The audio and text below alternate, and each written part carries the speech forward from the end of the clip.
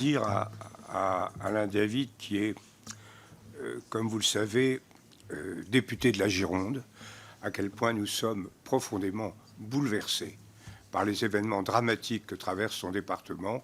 Je crois que notre émotion est partagée, générale, et notre solidarité entière.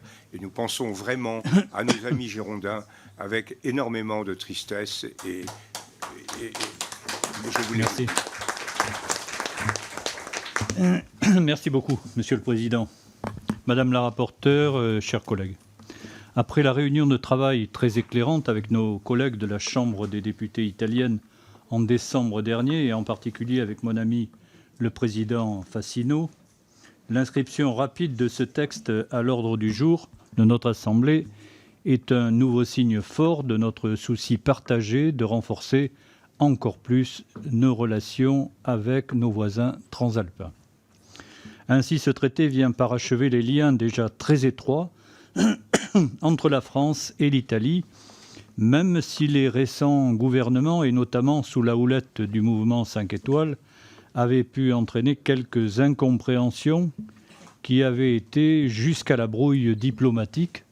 Et effectivement, sous la houlette de Marielle de Sarnez, nous nous étions rendus en pleine crise, rencontrés avec une délégation de la Commission des Affaires étrangères, rencontrer une délégation de nos amis de la Commission des Affaires étrangères italienne. Et je dois dire que le rapport avait été particulièrement fructueux.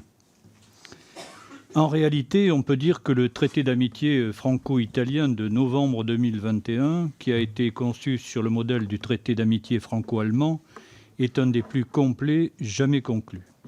Il surpasse même, sur certains points, notamment par la feuille de route très complète qui l'accompagne, le degré de rapprochement et d'intégration atteint par la France et l'Allemagne, si ce n'est dans les projets concrets, du moins dans les positionnements politiques. Avec mes collègues du groupe des députés socialistes et apparentés, nous sommes particulièrement satisfaits de l'article 1, qui vise au renforcement de la coopération diplomatique, mentionne les enjeux euro-méditerranéens, les relations avec le continent africain et la politique commerciale. Les sujets de défense développés à l'article 2 prennent également tout leur sens dans le contexte de guerre aux portes de l'Europe. Nous avons également été sensibles aux sujets environnementaux abordés dans l'article 6, même si, comme toujours en la matière, les bonnes intentions doivent s'accompagner d'actes concrets. Les articles 8 relatifs à l'enseignement, à la formation, à la recherche, à l'innovation et le 9 relatif à la jeunesse et la culture constituent des éléments également prometteurs pour le renforcement de notre partenariat. Pour toutes ces raisons, le groupe des députés socialistes et apparentés votera favorablement pour ce texte qui constitue un indéniable progrès. Merci.